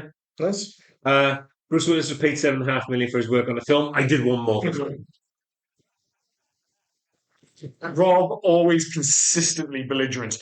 Into the future, so this is where we ask the question, remake, sequel, let it die, leave well alone. Pretty easy. I think everyone's going to agree. Leave well alone. I don't just mean this film. I mean the series in general. I don't want to see young Bruce Willis. We've already gone too far down the sequel route. We've mentioned Die Hard 4 a bunch of times. Unsurprisingly, the reason we never mentioned Die Hard 5 because it's unequivocally the worst fucking sequel of all time. It's just a terrible, terrible movie. So, I can make an argument for like Die Hard 4. It might not be a Die Hard film, but it's kind of fun. Die Hard 5 is just terrible. Terrible. So yeah, leave well alone. Yeah, And if you need to, just watch the first three. yeah, exactly the same. Like you said, Die Hard 4, not the best film in the world. Not that bad, watchable, it's fine. It's Die Hard- unnecessary. Die Hard 5 is absolute dog shit. So- They already took it too far, so leave it alone. It's weird, isn't it? So often other than Fast and Furious, because it's backwards, because the fifth one's the best. Like when I think of like the worst like sequels, I think of what is it? Die Hard 5 and Rambo 5. Yeah. Both unconscionably bad. When we do, Prometheus can suck a dick. There's this Yeah, but it wasn't was that the fifth film? It is one. Yeah, yeah, Resurrections. Yeah, It's fair play. I mean, I disagree wholeheartedly, but When we do sequels and things on these podcasts and we get to Hunt to the Future, I always look at it as remakes of this film. yeah. And for me, no. I don't want to die because you've both explained it very well. Die Hard 5 sucks dicks. Die Hard 4 should have been a different name than is the first three. But Die Hard 2 does not need a sequel. Die Hard 2 is the third best film of the three films, but Die Hard 2 itself, You can't Leave it alone. remake it because there's not another actor who can play John McClane. So there's no point. there's certainly Exactly. if you were saying you were going to do I hate it when you do this because I don't know. a remake of Die Hard, but the fact is because it's become the whole franchise thing, like nobody jumps out as an obvious like who would be fucking Just don't John bother. McClane? Yeah, It's just- okay, so forget it. Don't make it fucking Ryan Reynolds, please. Fuck it, that'd be so annoying. Make a change. So that's where we ask question if you're going to make one change to make this movie better. For me, it is Lorenzo just being the worst cop, but specifically for too long. I can make the argument that you got, for a more inspiring villain, with Colonel Stewart is fine, all that jazz, but he's not Hans Gruber. It's not a fair comparison. I'm not expecting another Hans Gruber, but a slightly better villain would have sufficed. But Lorenzo's the thing that genuinely annoyed me throughout this one. I was like, how can you still be such a dick? How you proved you wrong so many times, and in public, you just got to get over yourself. So Lorenzo for me. I think you're 100% right. I think there's an argument for it being a better villain. Yeah, he's fine. He's absolutely fine. But again, He's just getting up to do. he's okay. Yeah. He's so okay. It's almost unpleasant at times, but he's okay.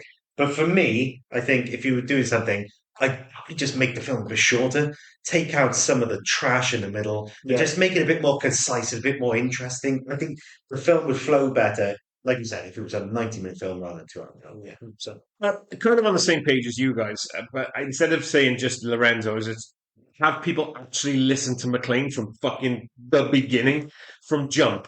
If you listen to McClane, Americans are in it.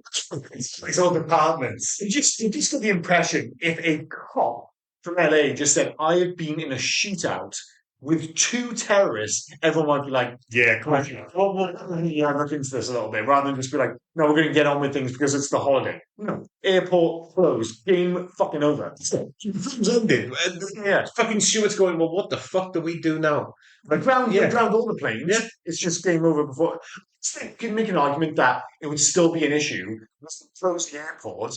They would still take over the church. They would still take over the flights. and thus you'd start the problem of the planes trying to land and them having control. But you would, at the very least, get rid of all the people at the fucking airport. How on nose is Esperanza's plane name as well? I forgot about that. What was it called again? FM1. Foreign Military One. Is that what it was? Yeah, like really. fucking hell. You are fuck that is. So we're all agreed, James. All right. Yeah. Video game. So there was a Die Hard trilogy video game released for the PS1 and the Sega Saturn, and it was very good. And surprisingly, like the movies, the Die Hard 2 section game is the least interesting one. It's kind of like a kind of First person, yeah. shooter kind of thing, like not even on rails. Almost like do you ever play? Like they use something like the Mega Drive. It's more like an arcade game. It's like he's in a helicopter constantly just shooting up the fucking airport. Yeah. There's so many buttons. It's ridiculous. If I was going to make one today, I would actually get Slow Clap to do. Have you heard the video game Sifu? Yes. Yeah. Go with that, but just like really clumsy version. So you are still fighting, and the combat's really cool.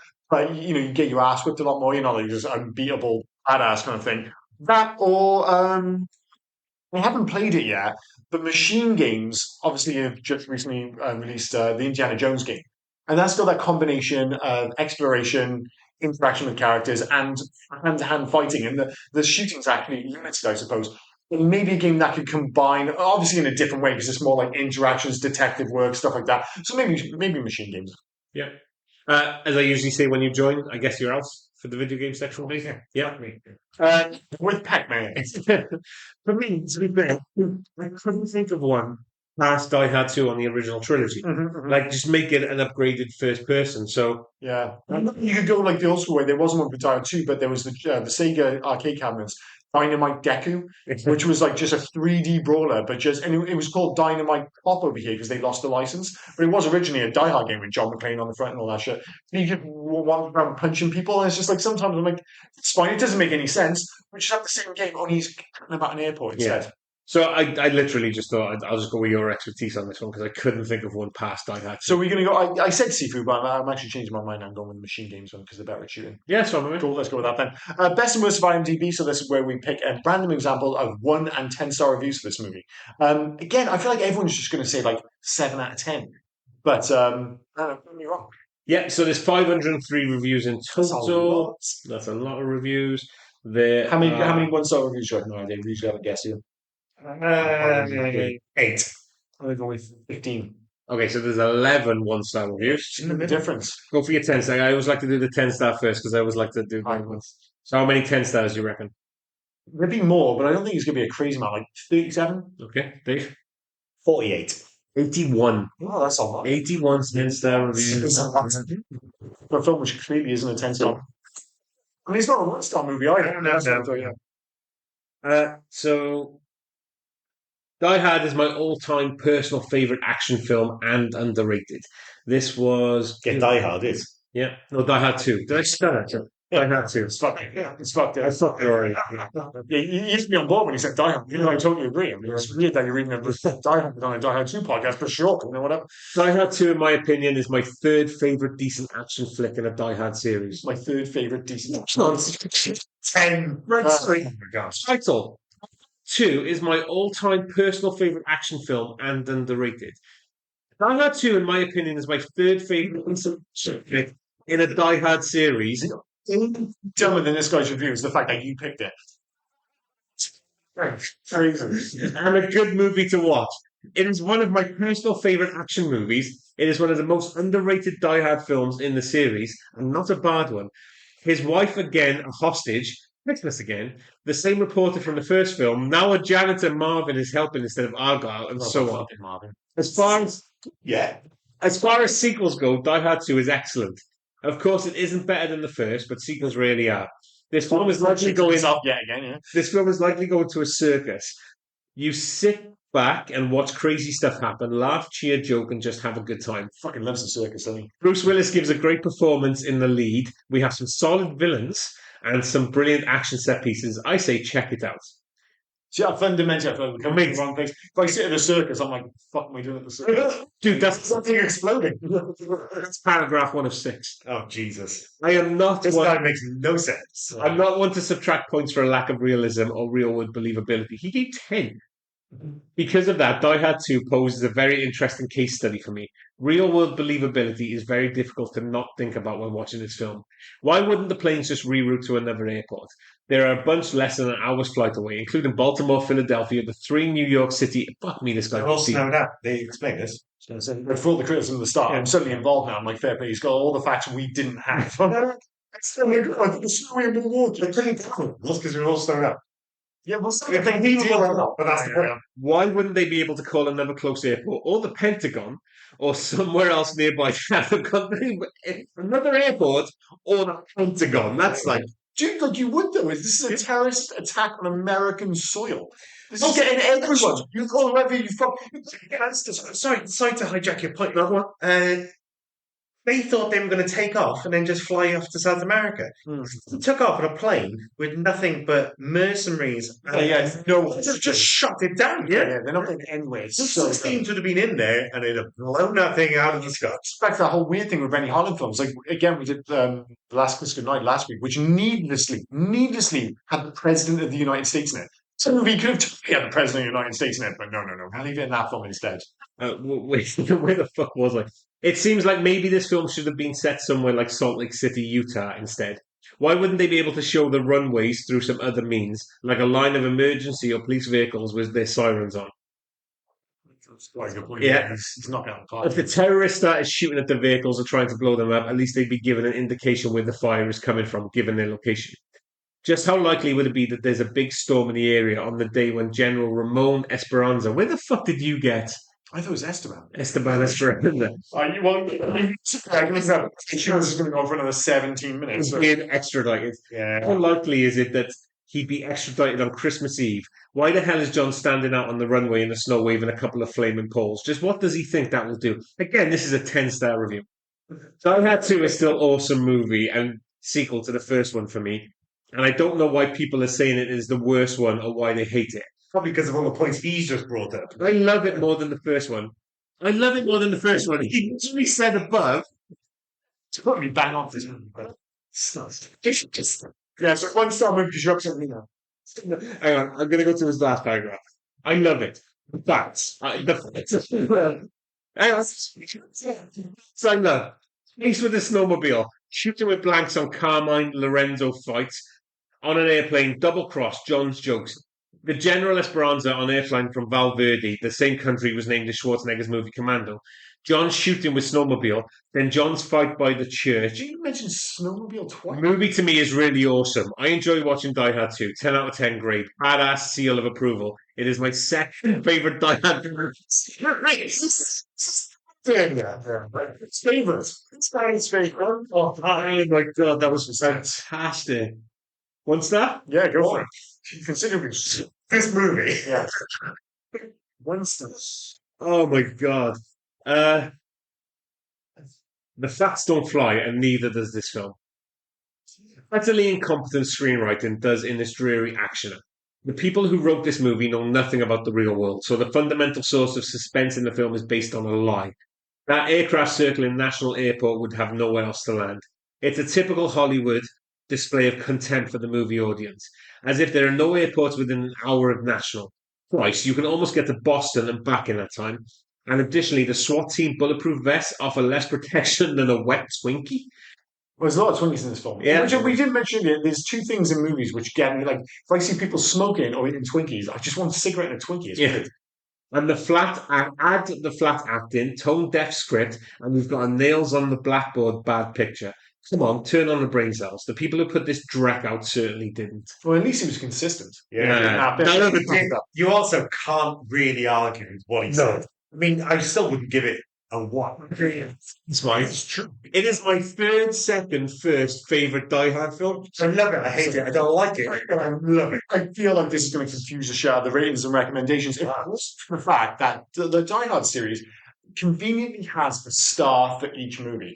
So I would legitimately say Die Hard is a 5-star movie. Yeah. Die Hard 3 is a 4-star movie. Die Hard 3 is a 3-star movie. Die Hard 4 is a 2-star movie. And Die Hard 5 is a 1-star movie. I mean, that absolutely is perfect. I think it literally on that. You probably on a better day, I might push Die Hard 4 back towards a 3. I'm interrupting you because you need a slow clap. Slow clap. So we all agreeing on that 3 stars? Yeah. We all agree on just the ratings for all the Die Hard films. Yeah. Fantastic. Yeah, that's that then. So that's the end of our Christmas season of podcasts. Oh, are you recommending? Yeah, you rated it, but you didn't let us recommend. I'll recommend it. I do apologize. I see. I got all the slow down. Yeah. I think I would. As a Christmas movie, as an action movie, there aren't actually all that many good action movies at Christmas. I know you can make an argument that First Blood is actually a Christmas movie, but this, as we even said at the start, is more of a Christmas movie than the first Die Hard. Totally recommend it. It's a bit too long. It's got loads of plot holes. It doesn't have the best villains, but still has Bruce Willis as John McClane. It's a fun, completely flawed movie, but a totally enjoyable Christmas watch. Yeah, I agree. It's the most okayest movie I've ever seen. It's fun, there's lots of action. It's great to watch. It might be actually It's harder not to as bad as recommend that. if it wasn't a Christmas film. Yeah, I mean, It's just one of those films I'm like, it's December, I'll watch Die Hard. look, if you know someone who likes a bit of action, they're gonna like it. If you like someone who likes a bit of suspense, they're gonna like it. Most people are gonna like it. They're not gonna love it. It's great. That's the thing, it's other than lovely. those psychos. on It's a those 3. movies, It's fine. I feel like most people would be on the same page as us. Yeah. I have that confidence that everyone would watch and go, it's still fun. Agreed. Yeah. The more it falls apart, but most people aren't going to be watching this and then recording a podcast about it afterwards. So It is basically the know your audience kind of recommendation. Like if you know the people that kind of like this kind of thing. I actually think like you could recommend this to most people. Yeah. And you just be a solid sound bet. Like dude, it's not as good as the first one. It's not going to change your life. But if you're looking for like a Christmas action movie, it's good. Anyway, so next week we can move on to that now. So that's the Christmas season podcast. We are back to normal business hours. Does that make sense? We're going to go with it. What is your choice, Rob? So you're down in Cardiff, obviously you're travelling up to Edinburgh, so I don't want to give you random films that I need to find. So I picked one on Amazon. I've been waiting to do this for a while. Yeah. It is random as fuck. So the year is 1990. Okay, nothing. Yeah, let's keep going. The director, Unless it's Die Hard 2. the director is Emilio Estevez. Is the one where he's like the trash man? Yeah. Oh, fuck amazing. But Men at Work. Remember the time. Emilio Estevez, Charlie Sheen. I've been waiting to do Men at Work. I think I've seen this once or twice. I have to DVD. I'm saying, I think I've seen this once, and I'm talking when it first came out, donkeys years ago. Yeah. And I really can't remember any of it. And I oddly get it conflated with, what was the one with Richard Dreyfuss where they're hiding under the bed? Stakeout. Yeah. I don't think they've got anything to do with each other, other than the fact they were released around-ish the same time. Yeah. But for some reason, somebody up the posters and everything, why combine them, even though they don't look anything. I appreciate that doesn't make sense. Why I just kind of conflate the two. But I'm kind of looking forward to this. Have you ever heard of Men at Work? No. No? Emilio Estevez, Charlie Sheen. I think if you've got Prime, you should give it a go. Just When you see Emilio Estevez and Charlie Sheen in their bin man, like, I have no idea what this is going to be. Yeah. It'll probably be quite Bin men, as Americans call it, they're trash men. They're caught up in like a political conspiracy with Keith David, who we all know from. he's awesome. He's awesome in everything. From I'm Gonna Fight Roddy Piper. What the They fuck? Live. They Live. I couldn't think of that film then. And The Thing. Oh, his child, yeah, of course. But I've been waiting to do this for a while. It's going to be so weird, and especially coming off the back of fucking Long Kiss Goodnight and Die Hard 2. But yeah. No, look forward to it. Look forward to it. Great choice. Do you have anything else to add before we wrap this up, Dave, Rob, anyone? No? Fair enough.